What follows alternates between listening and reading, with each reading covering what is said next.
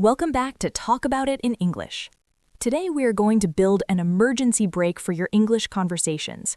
Imagine this. It is Thursday night at a crowded language meetup. You just delivered your perfect memorized introduction, but then the native speaker smiles, speaks incredibly fast, asks an unexpected follow-up question, and your brain freezes in pure, paralyzing panic. I know that feeling exactly. I used to physically hide in the bathroom at parties just to avoid the humiliation of not understanding a follow-up question. By the end of this episode, you will have 3 automatic native-sounding phrases that safely buy you 5 seconds of thinking time so you never freeze again. That feeling of freezing is probably the most universal and terrifying experience for anyone learning a language. You spend hours, days, maybe even weeks perfecting your self-introduction. You know exactly how to say your name, your job, where you are from, and what your hobbies are. You walk into that room, you find a friendly-looking native speaker, and you deliver your lines perfectly. You sound fluent. You feel so proud of yourself in that exact second. And that is exactly when the trap snaps shut. Because you sounded so good, the native speaker assumes you are totally fluent. So they relax, they drop their filter, they speed up their speaking rate, they throw in some local slang, and they ask you a highly specific question that is completely off your script. I remember this happening to me so vividly when I first moved abroad. I was at a networking event. I told a guy I worked in marketing. I had practiced my little marketing speech perfectly. But instead of saying, "Oh, that's nice," he leaned in and asked a question about how the shifting algorithms on social media were impacting ad revenue in my specific sector. He spoke at 100 miles an hour. What did you do? My brain just completely shut down. It was a physical reaction. My eyes went wide, my jaw locked up, and I just stared at him. The silence stretched on for what felt like an eternity. I think it was only about 3 seconds, but when you're the one freezing, 3 seconds feels like 3 hours. He started looking uncomfortable, I felt my face turn bright red, and I eventually just mumbled something about needing to get a drink and practically ran away. I spent the rest of the night hiding in the bathroom, looking at my phone, feeling like a total failure. And that is the tragedy of the brain freeze. It makes you feel like you are failing, when in reality, your brain is just doing exactly what it is supposed to do.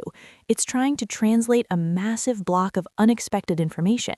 When a native speaker throws a curveball at you, your brain needs 3 to 5 seconds to catch the vocabulary, run it through your mental dictionary, translate the grammar, and formulate a reply. The problem is not that you are slow. The problem is that you are trying to do all of that processing in total awkward silence. Exactly. In English-speaking cultures, silence in the middle of a fast-paced conversation feels very heavy. It signals that something has gone wrong. The native speaker starts wondering, did I offend them? Did they not hear me? Do they want to talk to someone else? They do not automatically realize you're just translating. Which is why today we are not going to teach you more vocabulary. We're going to teach you conversational armor. We're going to give you specific, natural stalling phrases. These are the exact phrases native speakers use every single day when they need to buy time to think. When you use these, you mask your translation time. You look confident, you look relaxed, and most importantly, you keep the conversational connection alive. Let's dive into the very first habit on our checklist, which I call the compliment stall. The compliment stall is your first line of defense. It's the easiest lifeline to grab when your mind goes blank. The phrase is simply, "That's a good question. Let me think." This phrase is absolute magic for 2 reasons. First, it flatters the native speaker. People love hearing that they have asked a good question. It makes them feel smart and insightful. While they're feeling good about themselves, you're stealing 3 precious seconds to figure out what they actually asked. It completely changes the dynamic. Instead of you looking like a confused student who doesn't understand the language, you look like a thoughtful intellectual who's deeply considering a complex topic. You're transforming a moment of panic into a moment of wisdom. Let's break down exactly how to say it, because the delivery is just as important as the words. You can't say this like a robot. You can't say, "That is a good question." If you do that, it sounds sarcastic or unnatural. We need to use connected speech. Listen to how the words link together. That's a good question. The first three words blend into one sound. That's a good question. Let's have everyone listening try that specific chunk right now, just the first part. I'll say it naturally, and I want you to repeat it out loud wherever you are. Ready? That's a good question. Notice where the stress goes. The stress hits the word good. That is a good question. You are emphasizing the compliment. Let us try the second half of the phrase. Let me think. Again, native speakers rarely enunciate the T in let and the M in me separately. It blends together into a soft, casual sound. Let me think. And here's the secret physical trick to making this work. When you say the word think, I want you to actually drag the sound out just a little bit, and I want you to physically look up and away from the person. Breaking eye contact for a second is the universal human signal for accessing memory or gathering thoughts. It tells the other person, hold on, my brain is working. Exactly. If you stare directly into their eyes while saying, let me think, it feels intense and slightly confrontational. Look up at the ceiling, look off to the side, and stretch that final word. Let me think. Let us put the whole phrase together. James, I'm going to ask you an unexpected question, and I want you to demonstrate the perfect compliment stall. James, how do you think artificial intelligence will change the way we learn languages in the next 5 years? That is a good question. Let me think. Perfect. Did you hear how smooth that was? It bought him at least 4 seconds of pure, unbroken time to organize his thoughts, and I felt great because he complimented my question. Now it is your turn, listening at home. I'm going to ask you a question. It does not matter if you know the answer. I do not want you to answer it. I only want you to deploy the emergency brake. As soon as I finish speaking, I want you to look up, relax your shoulders, and say the phrase out loud. Here we go. So, what is the biggest difference between the work culture here and the work culture in your hometown? Beautiful. If you did that out loud, you just successfully stalled a conversation without creating a single second of awkward silence. You bought the time you needed. You took control of the pacing. But what happens if buying 3 seconds is not enough? What if you use the compliment stall, you buy the time, you process the sentence, but you realize you simply do not know what one of the words means? The native speaker used a piece of slang or an idiom, or they just mashed their words together so fast that it sounded like a different language. This happens constantly, and the natural instinct for a language learner is to panic and revert to the most basic, blunt responses. We say, "What?" or "I do not understand," or "Can you repeat that?" There is nothing grammatically wrong with asking someone to repeat themselves, but it halts the momentum of the conversation. When you say, "I do not understand," it puts a heavy burden on the native speaker. They now have to stop, rewind their brain, remember exactly what they just said, and figure out how to say the whole thing slower. It makes the interaction feel like a classroom exercise, rather than a casual chat at a pub. We want to avoid making the native speaker feel like your teacher. We want to keep them as your peer. So instead of the blunt "what," we're going to use the clarification loop. The clarification loop is our second conversational habit. The core phrase is, "Do you mean?" This is such a powerful tool because it allows you to catch the 1 or 2 words you actually did understand and throw them back to the speaker. You do not need to understand the whole sentence, you just need to catch a fragment. When you use "do you mean," you are gently forcing the native speaker to explain the confusing part, putting the control back in your hands. Let me give you a real-world example of how this saves you. A few years ago, a colleague asked me, "James, what do you usually get up to on the weekends?" Now, at the time, I had never heard the phrasal verb "get up to." In my head, get up meant waking up from bed, so I thought he was asking what time I woke up on Saturdays. If I had just answered, "Oh, around 8 in the morning," the conversation would have derailed completely and been very confusing for both of us. So how could the clarification loop have saved you? I heard the word weekends. That was the anchor word I understood. So instead of just guessing or staring blankly, I should have used the loop. I should have said, do you mean what do I do on the weekends? Notice what that does. By saying, "Do you mean what do I do on the weekends?" James is offering a guess. The native speaker will instantly reply, "Yeah, exactly. What do you do for fun?" The native speaker naturally translates their own confusing slang into simple English for you without you ever having to admit that you did not understand the vocabulary. Let's practice the pronunciation of this because it needs to sound fast and curious. You don't want to heavily separate the words do, you, mean. Native speakers link the first two words so tightly it sounds like one syllable. Gia, jimin. Try saying that out loud with us. Keep it light, keep the pitch going up slightly at the end because it's a question. Do you mean? Jimin? Now let us put it into practice with a challenging scenario.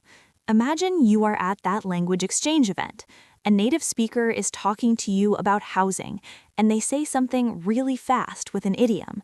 They say, "Man, finding a cheap apartment in this city is like finding a needle in a haystack, right?" Now, maybe you do not know the phrase needle in a haystack, but you definitely heard finding a cheap apartment. That is your anchor, so you use the loop to verify the meaning. You would say, do you mean it's really hard to find a cheap apartment? And the native speaker will instantly say, "Yes, exactly. It's impossible these days." The conversation flows perfectly. Let us do a shadow practice with the listener. I'm going to throw a confusing, fast sentence at you. I want you to catch the anchor word, and I want you to use the clarification loop out loud to guess the meaning. Here's the scenario. We're talking about jobs. I say to you, "Honestly, my new boss is driving me up the wall." You might not know the idiom driving me up the wall, but you heard new boss. Use the loop. Say it out loud now. Try saying, do you mean your boss is annoying? If you said that, you nailed it. Do you see how empowering that is? You don't have to be a victim to fast native speakers or weird idioms. You don't have to understand every single word they say to have a totally fluent, natural conversation. You just have to know how to loop the conversation back to the words you do know. If you are finding these real-world conversation survival tools helpful, make sure to hit subscribe so you don't miss next week's lesson, where we break down exactly how to politely exit a conversation when you're ready to leave. Now, we've covered the complement stall to buy time, and we've covered the clarification loop to manage confusing vocabulary. But there's a third scenario we have to prepare for. This is the scenario where you completely understand the question, the vocabulary is clear, you bought your 3 seconds of time, but you suddenly realize something terrible. You genuinely have no idea how to answer the question. This is the honest pivot. And honestly, this might be the most important psychological barrier for language learners to overcome. When we're speaking a foreign language, we often feel like we're taking a permanent oral exam. We feel this intense pressure to have a highly educated, complex, perfectly articulated opinion on every single topic that comes up.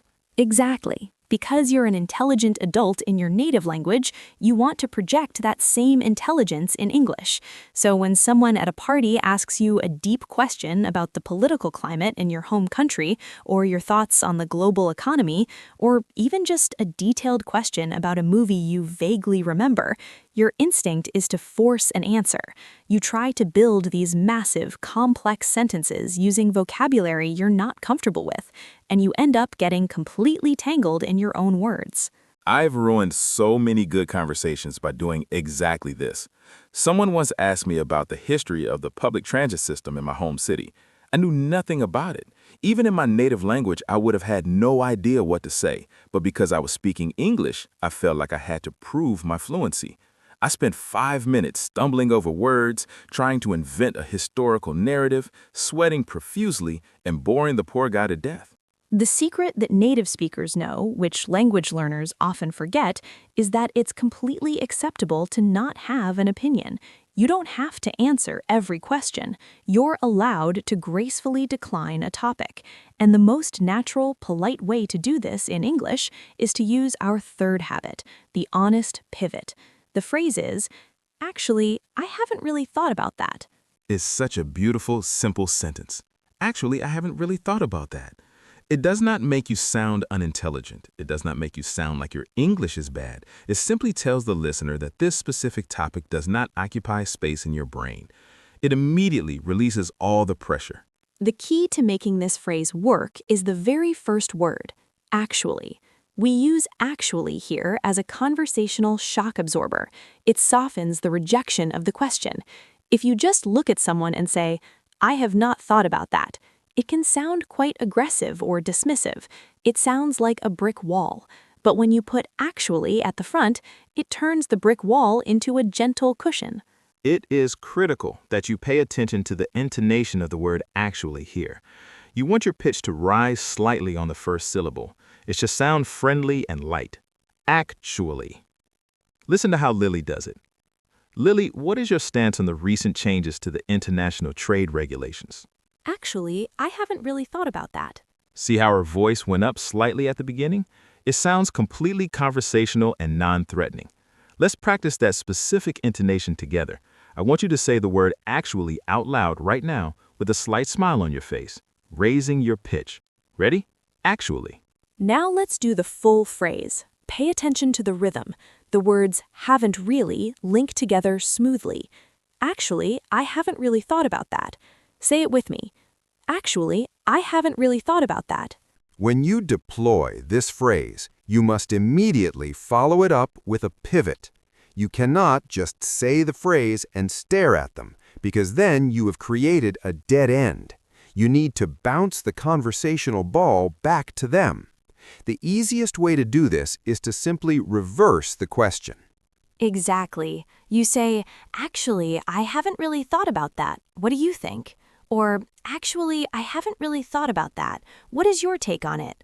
This is a brilliant conversational move because people love to share their own opinions. By asking them what they think, you are inviting them to take the spotlight.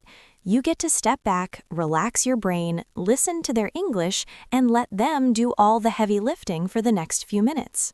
It is the ultimate survival tactic. You protect your energy, you avoid making mistakes on a topic you do not understand, and you make the other person feel valued by asking for their perspective. It is a total win-win. Now that we have our 3 emergency breaks, the compliment stall, the clarification loop, and the honest pivot, it is time to put them to the ultimate test. We are going to do a high-energy shadowing challenge right now. We are going to simulate the exact scenario we talked about at the beginning of the episode. I want you to really visualize this. Close your eyes for a second if you need to. You are standing in a lively pub. It is Thursday evening. You can hear the low hum of dozens of conversations around you. You hear glasses clinking. The lighting is a bit dim. You're holding a glass of water. You're feeling a little nervous, but mostly excited. You are talking to me. I am the fast-talking native speaker you just met. You have just finished your flawless self-introduction. You told James your name, your job, and your hobbies. James is impressed, but now he's going to go off script. He's going to fire 3 distinct curveball questions at you. I will act as your internal coach. After James asks a question, I will prompt you on which emergency brake to pull, and you must say the phrase out loud before the timer in your head runs out. Are you ready? Here is the first curveball. You just told me you work in IT. I lean in, take a sip of my drink, and say, "Oh wow, IT is booming right now. Do you think the remote work trend is going to permanently damage commercial real estate in the tech sector?" Pull the compliment stall. Look up and buy yourself time. Speak now. If you said, "That's a good question, let me think," you survived. You bought the time. You stayed calm. Let's keep the conversation going. I'm going to throw a slang phrase at you now. The pub gets a little louder, so I speak up and say, "So, apart from the tech stuff, what is your absolute favorite way to blow off steam after a long week?" You heard the words favorite way, but you do not know the idiom blow off steam. Pull the clarification loop. Catch the words you know. Speak now. If you said, "Do you mean what is my favorite way to relax?" then you absolutely nailed it. I would immediately say, yeah, exactly. How do you relax? You took control of the vocabulary without breaking a sweat. Okay, final round. We're deep in conversation now. I suddenly shift the topic to something very specific. I say, I was reading an article about the education system in your hometown. Do you feel like the recent curriculum reforms are actually preparing students for the modern workforce? You have no idea about the curriculum reforms. Do not try to invent an answer. Drop the pressure, pull the honest pivot. Add the bounce back at the end. Speak now. If you smiled and said, actually, I haven't really thought about that, what do you think? You have officially mastered the art of conversational survival. You took a terrifying, complex question and elegantly stepped aside, letting me take over the conversation. Take a deep breath. Notice how you feel right now. The panic of not knowing an answer or not understanding a word does not have to ruin your night. Fluency is not about possessing a dictionary in your head. It's not about knowing 100% of the words spoken to you. Fluency is about how gracefully and calmly you manage the 10% of words that you do not know. When you have these stalling tactics locked into your muscle memory, your entire relationship with English changes. You stop fearing native speakers. You stop dreading follow-up questions. You actually start looking forward to the unpredictability of real conversations because you know you have a safety net. You know that no matter what crazy, fast, slang-filled questions someone throws at you, you have a tool to handle it. Your homework for today is very specific. I want you to go on YouTube and search for an interview with an English-speaking actor or musician you like. Start watching the interview. Every single time the interviewer asks a question, I want you to hit the pause button before the celebrity can answer. I want you to look away from the screen and say out loud, "That's a good question. Let me think." Then, unpause it. Do this for just 10 minutes. It sounds silly, but you are physically training your vocal cords and your brain to associate the end of a question with a confident stall rather than a moment of panic. You are building the reflex to buy time. Thank you for joining us in the pub today and tackling one of the hardest parts of speaking English. You have the tools now, so go out there and use them to take control of your next conversation. Keep practicing, keep talking, and we will see you next time.